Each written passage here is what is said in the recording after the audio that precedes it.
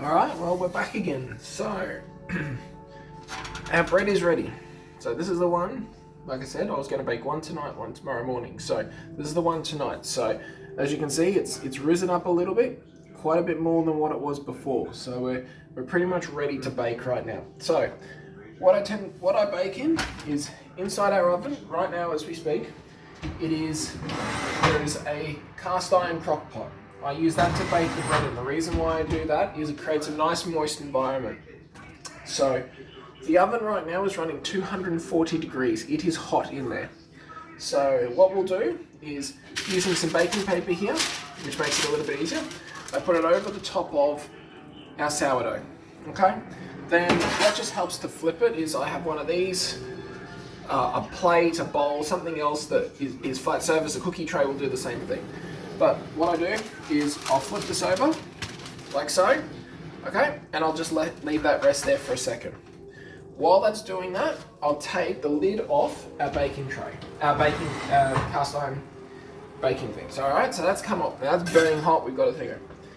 So we'll take the bread out. Now, breads that are fresh like this flatten quickly compared to ones that are in the fridge. Now, I have this little tool that I 3D printed. It's got a razor blade in it.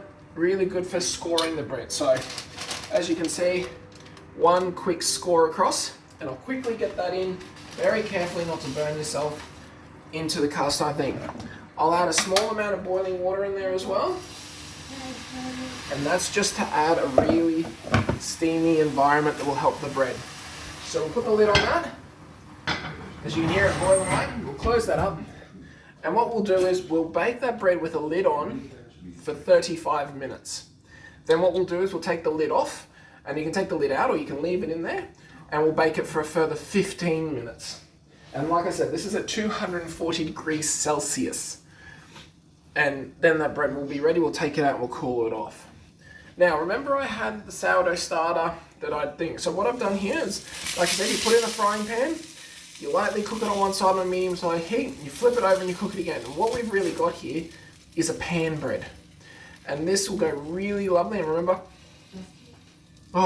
we had garlic and herbs and stuff in there. This will go really nice with some dip, olive and stuff and bits and pieces like that. So that's almost ready. We're just on the last couple of minutes of that, and then that will be done as well. So like I said, the bread's got to cook for 35, then another 15, then we'll with the lid off, and then it will be ready to go. And hopefully, if we got it right, we'll get a nice lip in the bread and you'll get that wave shape.